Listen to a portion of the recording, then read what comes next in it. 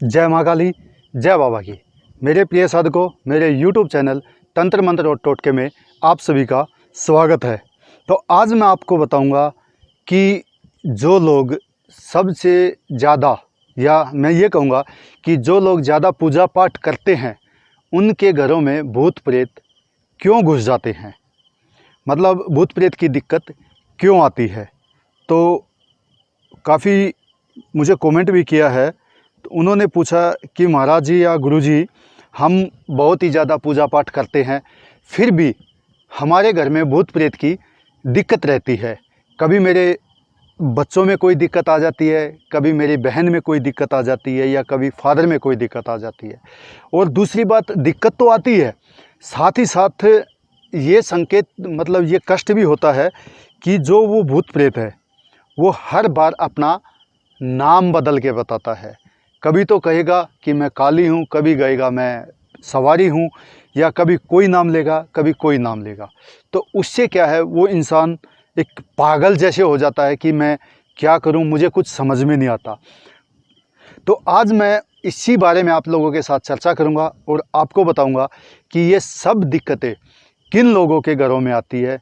कि जो लोग पूजा पाठ तो करते हैं, लेकिन क्या होता है कि उनके घर की जो सकारात्मक ऊर्जा होती है वो कमज़ोर होती है।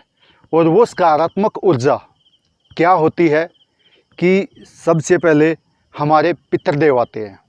पितृदेव यदि कमज़ोर होंगे तो ये दिक्कतें आ सकती हैं। दूसरा, हमारा इष्ट देव, यदि हम इष्ट देव की पूजा ना करके किसी अन्य की पूजा करेंगे तो भी हमारे घर में ये दिक्कत आ सकती है। सबसे पहले मैं आपको बताऊंगा कि कुछ साधक या कुछ लोगों से मेरी बातचीत हुई है, और उनमें सबसे बड़ी दिक्कत क्या होती है कि वो अपने पितृदेव और इष्ट देव की पूजा ना करके किसी अन्य देवता की पूजा करते हैं। और पूजा करने पे भी क्या होता है कि मैंने उनसे पूछा कि भाई आपके गुरु कौन है, तो बोलते कि हमने गुरु अभी तक बनाया नहीं है। तो उसमें क्या होता है कि हमारे पितृदेव कमज़ोर हैं, हमारे कुल देव की हम पूजा नहीं करते, तो उसमें जो बाहरी ऊर्जा है, या जिस देवता की हम पूजा करते हैं, जैसे काली की पूजा करते हैं, तो काली के साथ हमेशा नकारात्मक ऊर्जा भी होती है। हमें तो ज्ञान नहीं होता कि ये नकारात्मक ऊर्जा कौन सी होती है। वो क्या करेगी, काली का रूप ही लेके हमारे घर में आ जाएगी। और फिर क्या होता है कि उसको भोग देते रहेंगे। जिस इंसान का कोई गुरु नहीं है उसको भोग का नहीं पता, प्रसाद का नहीं पता कि मुझे क्या भोग देना है, क्या प्रसाद देना है। वो अपनी मर्जी से या कहीं से पढ़ के वो भोग देता रहता है। तो भोग देने से क्या होगा कि वो नकारात्मक ऊर्जा काफ़ी शक्तिशाली हो जाती है। शक्तिशाली हो जाएगी तो वो आप जब किसी भी भगत के पास जाएंगे तो वो अपना परिचय ठीक से नहीं देगी। ठीक है, तो ऐसी गलती आप कभी ना करें कि बिना गुरु के कोई साधना करें, और साधना करने से कोई आपको नहीं पता चलेगा कि मेरे पास सकारात्मक ऊर्जा आई है या नकारात्मक ऊर्जा आई है, या वो क्या भोग मांग रही है, मुझे वो भोग देना चाहिए या नहीं देना चाहिए। इसीलिए हम आपको हर वीडियो में बता देते हैं कि प्लीज़ किसी अच्छे गुरु के सानिध्य में ही साधना करें, या किसी अच्छे इंसान जिसको पूजा पाठ का, साधनाओं का ज्ञान होता है, उनसे बातचीत करके ही आप इस बारे में आगे बढ़ें। और कई बार तो हमने ऐसा भी देखा है कि बाहर से कोई मिठाई लेके आता है, या हम कुछ ऐसा मीठा खाने का सामान लेके आते हैं, और किसी चौक चौराहे से आते हैं या किसी शमशान के पास से आते हैं, तो वहाँ से भी कुछ नकारात्मक ऊर्जा उस मिठाई के साथ आ जाती हैं। तो ऐसे में सबसे पहले आपने क्या करना चाहिए कि उस मिठाई में से, या जो भी आप मिठाई लेके आए हैं, उसका एक टुकड़ा, ये नहीं है कि हर पीस से टुकड़ा तोड़े, उसी में से एक कोई छोटा सा टुकड़ा तोड़ के आप अपने घर के दरवाजे से बाहर फेंक दे या घर के बाहर किसी काले कुत्ते को डाल दे, ताकि वो आने वाली नकारात्मक ऊर्जा आपके घर से निकल जाए। और साथ में जैसे हमारी जो माताई बहनों का अशुद्धि का टाइम होता है, तो उससे भी हमारे घर में नकारात्मक ऊर्जा आती है। या ये कहें कि जैसे कि हल्दी लगा लेते हैं या बालों में मेहंदी लगा लेते हैं, तो उसकी खुशबू से भी बहुत ही ज़्यादा नकारात्मक ऊर्जा हमारी तरफ आकर्षित होती है। तो आपने क्या करना चाहिए कि जैसे भी माताओं बहनों का जब अशुद्धि का टाइम होता है, तो उनको कम से कम घर से बाहर निकलना चाहिए, या शमशान के पास से या चौराहे के पास से तो बिल्कुल भी नहीं जाना चाहिए। और यदि कोई माता बहन जैसे कि बालों में मेहंदी लगा लेती है, हाथों में मेहंदी लगा लेती है, और शाम के टाइम, तो उसको बिल्कुल भी घर से बाहर नहीं जाना चाहिए। और हल्दी लगाने के बाद भी घर से बाहर नहीं जाना चाहिए, नहीं तो इससे आपके घर में नकारात्मक ऊर्जा प्रवेश कर सकती है। कई बार क्या होता है कि हमारा कोई जानने वाला या पहचानने वाला या कोई हमारे बिजनेस में हमारे साथ काम करने वाला हमारे ऊपर तंत्र क्रिया करवा देता है।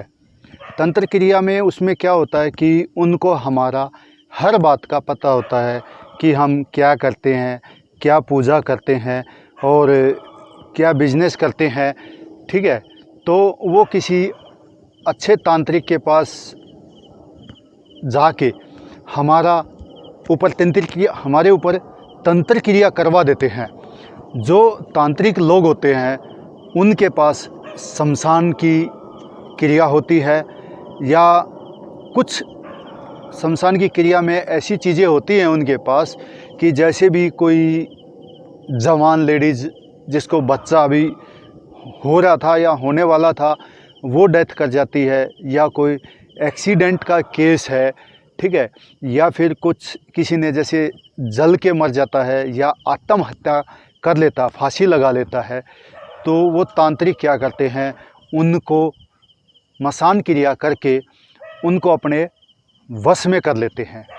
वश में करके फिर जैसे किसी ने आपके ऊपर कुछ कराने का सोचा, तो वो क्या बोलते हैं कि भाई उसका कपड़ा लेके आ जा, उसका कोई सिर का बाल लेके आ जा, या और कुछ नहीं तो उसके पैरों की मिट्टी लेके आ जा, ठीक है। तो उसमें क्या होगा कि वो तांत्रिक आपके ऊपर जो भी चीज़ चलाएगा, या क्योंकि वो आपके नाम से चला रहा है, तो वो चीज़ आपके ऊपर आएगी ही आएगी। और फिर क्या है कि वो मान लो जैसे आपके जानने वाला है, तो वो उस तांत्रिक को पहले बताएगा कि भाई उसके घर में तो हनुमान जी का पहरा लगा रहता है, या उसके घर में तो दुर्गा माता का पहरा लगा हुआ था। तो वो तांत्रिक क्या करेगा कि सबसे पहले आपके पितरों का बंधन करेगा, या आपके कुल देवता का बंधन करेगा। बंधन करने का मतलब क्या होता है कि ये नहीं है कि वो आपके देवता को बांध देगा, नहीं, क्योंकि कुल देवता ये एक शुद्ध और सात्विक देवता होते हैं, ये कभी भी बांधे नहीं जाते। बांधने का मतलब क्या होता है कि सबसे पहले वो तांत्रिक आपके घर में अशुद्ध चीज़ को भेजेगा। जैसे कई बार आपको पता चला होगा कि आपके घर में खून के छींटे आ गए, या आपके घर में कोई चावल फेंक दिया, या कोई अलग से चीज़ आ गई, तो उससे क्या होता है आपके घर में अशुद्धि आ जाती है। और जो आपकी रक्षा करने वाले देवता होते हैं वो उस अशुद्धि के पास नहीं जाते, तो फिर उस तांत्रिक को मौका मिल जाता है आपके घर को बांधने का, आपके घर के ऊपर बंधन डालने का। तो वो आपके घर का बंधन डाल देगा और फिर वो अपनी तंत्र क्रिया कर देगा। तंत्र क्रिया करने से वो चीज़ आपके पास आएगी, तो आपको तो पता नहीं रहेगा क्योंकि आप तो काफ़ी पूजा पाठ करते हैं, लेकिन वो एक ऐसी शक्ति होती है या वो कुछ ऐसी चीज़ें भेजता है कि उनको कोई फ़र्क नहीं पड़ता आपकी पूजा पाठ से।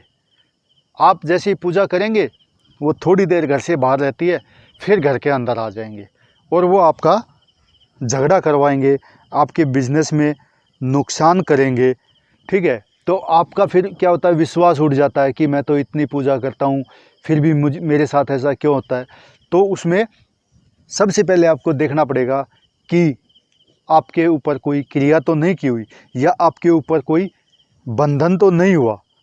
तो इसीलिए आप फिर क्या करना कि तो आपको क्या करना चाहिए कि सबसे पहले आप अपने पितृदेव को या अपने कुल देव को या अपने इष्ट देव को इतनी पूजा कीजिए कि वो इतने शक्तिशाली हो जाएं कि वो किसी भी अनिष्ट चीज़ को आपके घर तक ना आने दे। जैसे कोई भी तांत्रिक आपके ऊपर कोई क्रिया करने की सोच रहा है या कोई आपका पड़ोस में है या कोई आपका रिश्तेदार है वो कुछ सोच रहा है, तो उसी टाइम आपका पितृदेव है या आपके कुल देव हैं वो आपको पहले ही आके सूचित कर देंगे कि फलाना आदमी आपके बारे में ऐसे सोच रहा है। तो इसीलिए मैं कहना चाहूँगा कि सबसे पहले आप अपने पितृदेव और कुल देव और अपने इष्ट देव की पूजा करें और उनको काफ़ी शक्तिशाली बनाएं। और यदि आपको मेरे द्वारा दी हुई जानकारी अच्छी लगे तो प्लीज़ मेरे चैनल को लाइक करें, सब्सक्राइब करें और कमेंट करना बिल्कुल ना भूलें। वीडियो को ज़्यादा से ज़्यादा शेयर करें ताकि आम जो इंसान है या बहुत से ऐसे इंसान हैं जो ये सोचते हैं कि हम पूजा पाठ तो करते हैं लेकिन फिर भी ऐसा क्यों होता है, तो उन तक यदि हमारी वीडियो जाएगी तो उनको भी अच्छा लगेगा और उनको भी आगे का रास्ता देखने को मिलेगा। जय बाबा की, जय माँ काली।